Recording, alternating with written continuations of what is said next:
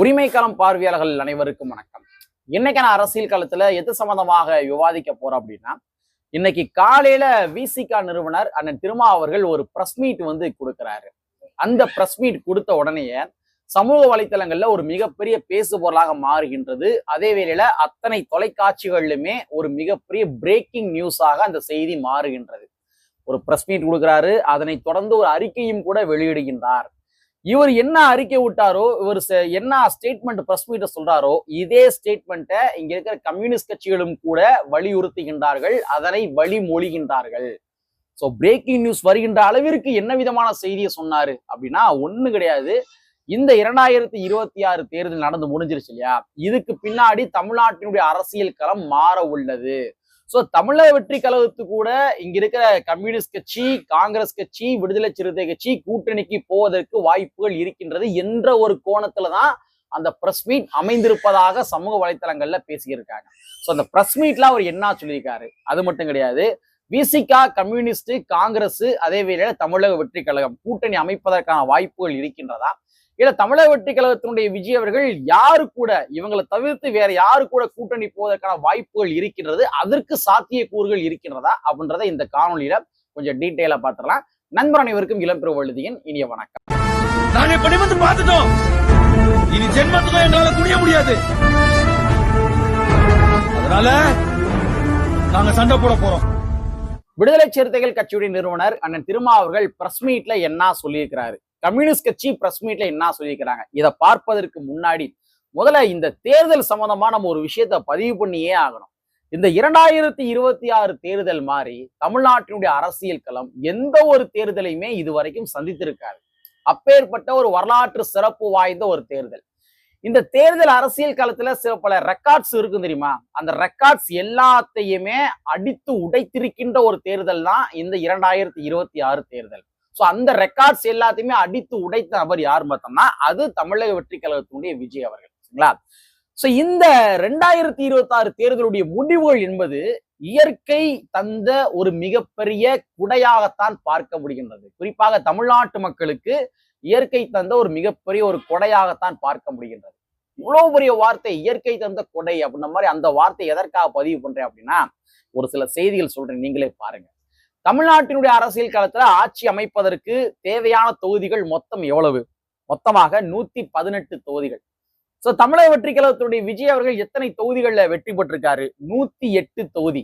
இந்த இடத்துலதான் அந்த இயற்கை தந்த ஒரு நுட்பமான குடை என்னன்றதை நம்ம பார்க்க போறோம். தமிழக வெற்றி கழகத்துடைய விஜய் அவர்கள் வெற்றி பெற்றிருக்கின்ற தொகுதிகள் என்பது மொத்தமாக 108 தொகுதி. அப்ப அவர் ஆட்சி அமைப்பதற்கு மேற்கொண்டு அவருக்கு எத்தனை தொகுதிகள் வேணும்? இன்னும் 11 தொகுதிகள் வேணும். அப்ப இந்த 11 தொகுதியை அவர் யாரிடமிருந்து பெற போகின்றார்? இதுதான் மிகப்பெரிய கேள்விக்குறி. அவர் பாமக பெற போறாரா அப்படின்னா அதற்கு வாய்ப்புகள் மிக மிக குறைவு. ஏன் குறைவுன்றதை நான் சொல்றேன். அவர் இங்க அதிமுக வாய்ப்பை கேட்க போறாரா அப்படின்னா அதற்கும் வாய்ப்புகள் கிடையாது. திமுகவும் எப்படியும் விஜய் கூட கூட்டணி வரமாட்டாங்க, இதெல்லாம் ஒரு சாப்டர். அப்ப அவர் யார் கூட கூட்டணி போவதற்கு, யார்கிட்ட ஆதரவு கேட்பதற்கு அதிக ஹை பாசிபிள் இருக்கின்றது, சாத்திய கூறுகள் இருக்கின்றது அப்படின்னா இது விடுதலை சிறுத்தை கட்சி கூட, காங்கிரஸ் கட்சி கூட, கம்யூனிஸ்ட் கட்சி கூட, இவங்க கூட கூட்டணி வைத்து ஆட்சி அமைப்பதற்கு தான் ஒரு ஹை பாசிபிலிட்டிஸ் இருக்கின்றது அப்படின்ற ஒரு செய்தி நமக்கு கிடைக்க பெறுகின்றது. இப்ப தமிழக வெற்றி கழக விஜய் அவர்கள் மொத்தமாக எத்தனை தொகுதி ஜெயிச்சிருக்காரு? 108 தொகுதி. இங்க கம்யூனிஸ்ட் கட்சி எத்தனை? ஒரு கம்யூனிஸ்ட் 2, இன்னொரு கம்யூனிஸ்ட் எவ்வளவு? 2. சோ ஆக மொத்தம் 4 தொகுதி. அப்ப 112 தொகுதி. காங்கிரஸ் கட்சி எத்தனை தொகுதி? அவங்க 5 தொகுதி. அப்ப 117 தொகுதி. விடுதலை சிறுத்தை கட்சி எத்தனை தொகுதி? அவங்க 2 தொகுதி. அப்ப 119 தொகுதி. சோ ஒரு கட்சி ஆட்சி அமைப்பதற்கு 118 தொகுதி தேவைப்படுகின்றது. அப்ப இந்த கட்சிகள், இப்ப நான் சொன்ன கட்சிகள் எல்லாம் கூட்டணிக்கு சேர்த்தாங்க அப்படின்னா 119 தொகுதி மொத்தமா கிடைக்கின்றது. சோ அதன் மூலமாக இந்த கட்சிகளை சேர்த்துக்கிட்டாரு அப்படின்னா, இவங்க ஆதரவு கொடுத்தாங்க அப்படின்னா தமிழக வெற்றி கழகத்துடைய விஜய் அவர்கள் மூலமாக ஆட்சி அமைக்க முடியும். சோ இதுதான் இயற்கை தந்த ஒரு மிகப்பெரிய குடை. சரிப்பா, இங்க கம்யூனிஸ்ட் இருக்கிறாங்க, காங்கிரஸ் இருக்கிறாங்க, அதுக்கப்புறம் விசிகா இருக்கிறாங்க, இவங்க ஆதரவு எனக்கு தேவை கிடையாது, நான் இந்த பாமக சைடு நான் போறேன் அப்படின்ற மாதிரி விஜய் அவர்கள் ஒரு ஸ்டாண்ட் எடுத்தார் அப்படின்னா அதற்கு பாசிபிள் இங்க கிடையாது. ஏன் கிடையாது அப்படின்னு சொல்றேன். இப்ப பாமக மொத்தம் எத்தனை தொகுதி ஜெயிச்சிருக்கிறாங்க? அவங்க வெறும் 4 தொகுதி ஜெயிச்சிருக்கிறாங்க. அப்ப 4 தொகுதி ஜெயிச்சிருக்காங்கன்னா இங்க விஜய் அவர்கள் 108, பாமக ஒரு 4 சேர்த்துனா 112 வருது. அப்ப ஒருவேளை இங்க காங்கிரஸ் கட்சி இருக்காங்க இல்லையா, காங்கிரஸ் கட்சி ஆதரவு தருவாங்களா, பாமக இருக்கிற இடத்துல ஆதரவு கொடுப்பாங்களா அப்படின்னா அவங்க அப்கோர்ஸ் தேசிய கட்சி அவங்க வந்து கொடுப்பாங்க, அப்படி கூட வச்சுக்கிடுவாங்க. அப்ப அவங்க ஆதரவு கொடுக்குறாங்கன்னா மொத்தம் 117 தொகுதி வந்து வருது. அப்ப மீதம் ஒரு தொகுதி, இந்த ஒரு தொகுதியை அவர் எங்கே இருந்து பெற முடியும்? இங்க தேமுதிக ஒரு தொகுதி ஜெயிச்சிருக்காங்க, தேமுதிக வருவாங்களான்னு கேட்டா அவங்க வர மாட்டாங்க. காரணம் என்னன்னு பார்த்தோம்னா அங்க ராஜ்யசபா எம்பி பதவி கொடுத்துதான் தேமுதிக உள்ள வச்சிருக்காங்க திராவிட முன்னேற்ற கழகம். அப்ப திராவிட முன்னேற்ற கழகத்தை எதிர்த்துட்டு தேமுதிகவுடைய பிரேமலதா அவர்கள் அந்த ஒரு தொகுதியை கொண்டு வந்து இங்க யாருக்கு இங்க விஜய் அவர்களுக்கு ஆதரவு கொடுப்பாரான்னா அது கொடுக்கறதுக்கு பாசிபிள் கிடையாது. அப்ப 117 தான் விஜயவுடைய தொகுதியில் நிக்குது. எப்படி பாமகவையும் கம்யூனிஸ்டும் சேர்த்தாரு அப்படின்னா, சாரி பாமகவையும் காங்கிரஸும் சேர்த்தாரு அப்படின்னா 117 தான் நிக்கிறாரு. அப்ப 118 வேணுமே பெரும்பான்மைக்கு, அதுக்கும் வாய்ப்பு கிடையாது. சரி, இங்க பாஜக ஒரு தொகுதி சேர்த்து இருக்காங்க, வெற்றி போட்டிருக்காங்க, பாஜக உள்ள கொண்டு வந்து சேர்த்துக்கலாமா அப்படின்னா பாஜகவை வந்து தேர்தலுக்கு பின்னாடி சேர்க்கறதுக்கு பதிலா அவர் தேர்தலுக்கு முன்னாடியே கூட்டணி வச்சிருப்பார் இல்லையா, அப்ப பாஜகவையும் உள்ளே சேர்த்துக் கொள்வதற்கு வாய்ப்புகள் என்பது கிடையவே கிடையாது. அப்ப இந்த இயற்கை கொடுத்த கொடைய பாருங்க. இங்க கம்யூனிஸ்ட் விசிக காங்கிரஸ் கூட கூட்டணி போனார் அப்படின்னா, இல்ல இவங்க ஆதரவு கொடுத்தாங்கன்னா 119 தொகுதி வராங்க, யாரு விஜய் அவர்கள் வராரு, ஆட்சி அமைக்க முடியும். இங்க பாமக பக்கம் போனாரு அப்படின்னா, பாமக பக்கம் போனாருன்னா ஒருவேளை காங்கிரஸும் கிடைச்சாலும் கூட 117 தான் வருது, பெரும்பான்மை கிடையாது. அப்ப ஒருவேளை வந்து கம்யூனிஸ்டையும் சேர்த்துக்கலாம், அதாவது பாமக கம்யூனிஸ்ட் அப்புறம் காங்கிரஸ் கூட்டணி சேர்ப்போம் அப்படின்னு சொல்லி விஜய் ஒரு முடிவு எடுத்தார் அப்படின்னா, பாமக சாதியவாத பாமக இருக்கிற இடத்துல இங்க இருக்கிற கம்யூனிஸ்ட் வந்து ஒருபோதும் கை கோர்த்து களமாட மாட்டாங்க. கரெக்டுங்களா? கை கோர்த்து களமாட மாட்டாங்க. அப்ப இங்க விசிகாவை மட்டும் விட்டுட்டு கம்யூனிஸ்ட் கட்சிகள் இங்கிட்டு பாமக இருக்கிற இடத்துக்கு சேர்ந்து வந்துருவோம், விஜயோட ஆட்சி அமைப்போம் அப்படின்ற மாதிரியும் அவங்க வரமாட்டாங்க. இல்ல விசிகா வந்து இங்கிட்டு சேர்ந்து பாமக கூட சேர்ந்து வருவோம் அப்படின்ற மாதிரி முடிவெடுத்தாலும் கூட ஆல்ரெடி அவர் அண்ணன் திருமாவளவன் சொல்லியிருக்காரு, பாமக இருக்கிற இடத்துல நாங்க இருக்க மாட்டோம்ன்ற மாதிரி அவர் ஆல்ரெடி பதிவு பண்ணியிருக்காரு. அப்ப அதற்கும் பாசிபிள் கிடையாது. அப்போ ஒரே பாசிபிள் என்னன்னு பார்த்தோம்னா, இங்க விசிகா கம்யூனிஸ்ட் காங்கிரஸ் பிளஸ் தமிழக வெற்றி கழகம் இந்த ஒரு கூட்டணி மட்டும் தான் பாசிபிளா இருக்குது. இங்க தமிழக வெற்றி கழகம் பாமக காங்கிரஸ் இதுக்கு பாசிபிள் கிடையாது. ஏன்னா 117 தான் வருது. அப்ப இயற்கை தந்து ஒரு மிகப்பெரிய ஒரு வரப்பிரசாதத்தை பாருங்க எப்படி இருக்குன்னு பார்த்தோம்னா, கூட்டணி அமைத்து ஆட்சி அமைப்பதாக இருந்தா இங்க இவங்க கூட மட்டும் தான் ஆட்சி அமைக்க முடியும். கம்யூனிஸ்ட் காங்கிரஸ் விசிகா மூட மட்டும் தான் ஆட்சி அமைக்க முடியும். இந்த சைடு பாசிபிள் கிடையவே கிடையாது. சரிப்பா, ஒருவேளை அண்ணா திராவிட முன்னேற்ற கழகம் ஆதரவு தருவாங்களா அப்படின்னு கேட்டா அதற்கு ஆதரவு தருவதற்கான வாய்ப்புகள் இருக்கின்றது. ஆனா அந்த ஆதரவை விஜய் அவர்கள் பெறுவாரா, இல்ல எடப்பாடி பழனிசாமி அவர்கள் ஒப்புக்கொள்வாரா அப்படின்றது மிகப்பெரிய ஒரு டவுட். எடப்பாடி பழனிசாமி அவர்கள் ஒப்புக்கொள்வதாக இருந்தா அவங்க தேர்தலுக்கு முன்னாடியே விஜய் அவர்கள் இருந்து நான் 2.5 வருஷம் நீங்க 2.5 வருஷமா முதலமைச்சர் இருங்க அப்படின்ற மாதிரி டீலிங் போட்டாரே. அப்பயே எடப்பாடி பழனிசாமி வந்து ஒப்புக்கொள்ளல, ஏன்னா நீங்க நேத்துவத கட்சி அப்படின்னு ஒப்புக்கொள்ளல. ஆனா இன்னைக்கு விஜய் அவர்கள் 108 தொகுதியை வச்சுக்கிட்டு அந்த மாதிரி எடப்பாடி பழனிசாமிகிட்ட வந்து ஆதரவு வாங்குவாரா, இல்ல எடப்பாடி பழனிசாமி ஆட்சி அமைக்கட்டும் அப்படின்ற மாதிரி இவர் வந்து விட்டு கொடுப்பாரா அப்படின்னா அதுக்கு வாய்ப்புகள் கிடையவே கிடையாது. சரி, திமுக கூட விஜய் கூட்டணி போவாரா அப்படின்னா அதுக்கு சுத்தமா வாய்ப்பு கிடையாது. ஏன்னா என்னுடைய அரசியல் எதிரினா திமுக தான் அப்படின்றத விஜய் அவர்கள் ஓப்பனாவே டிக்ளேர் பண்ணிட்டாரு. சோ அப்படிங்கிற பட்சத்துல கூட்டணி பாசிபிள் அப்படின்னு சொன்னா அப்படின்னா இயற்கை தந்த ஒரு மிகப்பெரிய ஒரு குடை, ரொம்ப ஒரு மைன்யூட்டான ஒரு குடை, எங்கேயும் பிசற முடியாம ஒரு மைன்யூட்டா கொடுத்த குடை என்றால் அது வந்து இங்க இருக்கிற தாவேகா காங்கிரஸ் கம்யூனிஸ்ட் விடுதலை சிறுத்தை கட்சி இந்த கூட்டணி தான் பாசிபிளாக இருக்க முடியும். சோ ரெண்டாவது, கூட்டணி கட்சி தலைவர்களா இருக்காங்க தெரியுமா, திராவிட முன்னேற்ற கழகத்துக்கு கூட கூட்டணி கட்சி தலைவர்களாக இருக்கக்கூடிய இங்க இருக்க விடுதலை சிறுத்தை கட்சி கம்யூனிஸ்ட் இவங்க விஜய் அவர்கள் கூட தான் கூட்டணி போவதற்கு ஹை பாசிபிள் வந்து இருக்கு. விஜய் அவர்கள் கூட கூட்டணி போயாகணும், உள்ளபடி சொல்ல போறாங்க உள்ள போயாகணும். ஏன் விஜய் கூட வந்து இங்க இருக்கிற கட்சிகள் கூட்டணிக்கு போக வேண்டிய நிர்பந்தத்துல இருக்காங்க அப்படின்னா அதற்கு ஒரு 2 வகையான காரணங்கள் இருக்குது. அதுல முதல் காரணம் என்னவென்றால், அதாவது ஒரு கட்சிக்கு ஒரு மாநிலத்துல தனி பெரும்பான்மை கிடைக்கவில்லை என்றால் விதியன் அரசியல் சட்டத்தின்படி விதியன் 356 அடிப்படையில குடியரசுத் தலைவர் அந்த மாநிலத்தை நிர்வாகம் பண்ணலாம்.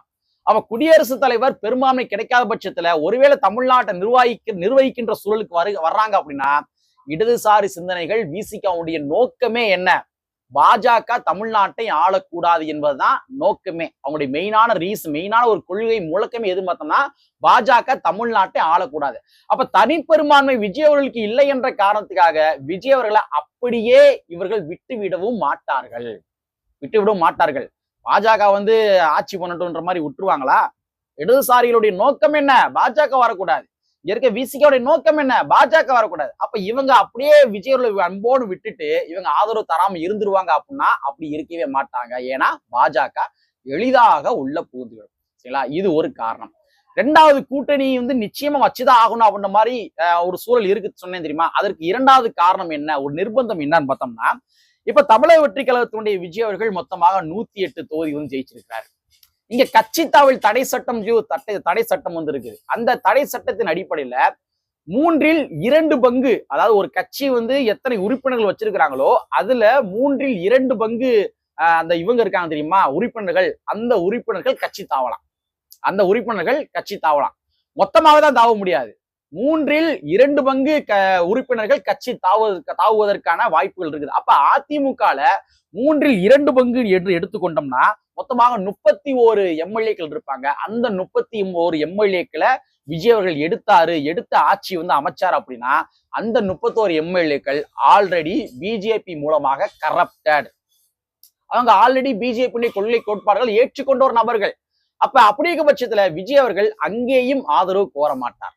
புரியுதுங்களா? 2வது அந்த மாதிரி விஜய் அவர்கள் ஒருவேளை வந்து ஏடிஎம்கே வந்து உள்ள கொண்டு வரணும், அதாவது அந்த 3ல் 2 பங்கு எம்எல்ஏக்கள் உள்ள கொண்டு வராரு அப்படின்னா அப்ப தமிழக வெற்றி கழகம் என்னவாக இருக்கும் அப்படின்னா அது பிஜேபியினுடைய ஒரு கட்சியாக மாறிவிடும். அப்ப அந்த நிலைமைக்கு வந்து இங்க தமிழ்நாடு போய்விடக் கூடாது என்ற காரணத்துக்காக வேறு வழியின்றி இங்க இருக்கிற இடதுசாரிகளும் சரி, அண்ணன் திருமாவர்கள் போன்ற ஆட்களும் சரி, விஜய் அவர்களுக்கு ஆதரவு வழங்க வேண்டிய ஒரு கட்டாயத்திற்கு வந்திருக்கிறாங்க. காரணம் என்ன? தமிழ்நாட்டுக்குள்ள பிஜேபி உள்ள போதும், அவ்வளவுதான் அவங்க கான்செப்ட். அண்ணன் திருமாவர்களும் இங்க இருக்கிற இடதுசாரிகளும் எந்த அரசியலை மையப்படுத்தி அரசியல் செய்தார்களோ, எதற்காக இத்தனை ஆண்டு காலம் உழைத்தார்களோ அதை இவர்களே விட்டு கொடுத்து விட வேண்டிய ஒரு சூழலுக்கு வந்து விடுவார்கள். அதனால வேறு வழியே கிடையாது. அவங்க தமிழக வெற்றி கழகத்துடைய விஜய் அவர்கள் தான் ஆதரவு கொடுக்க வேண்டிய ஒரு சூழல்ல இருக்கிறாங்க. இதான் ஃபேக்ட். சரிங்களா? சோ வந்து தமிழ்நாட்டினுடைய அரசியலும் இந்த மாதிரிதான் இருக்குது. ரொம்ப ஒரு மைன்யூட்டா வந்து ஒரு அரசியல் களம் போய்க்கு இருக்குது. ஏன்னா எங்கிட்டுமே பிசுற முடியாது. இதான் ஃபேக்ட். விசிற முடியாது. விஜய் அவர்களுமே இங்கிட்டு பாமக உள்ள கொண்டு வர முடியாது, உள்ளேயும் கொண்டு வர முடியாது. அது ஒரு தடையா வந்து இருக்குது. ஏன்னா அந்த உள்ள கொண்டு வந்தாலுமே பெரும்பான்மை கிடையாது. காங்கிரஸையும் பாமகையும் உள்ள வச்சாலும் கூட பெரும்பான்மை கிடைக்காது.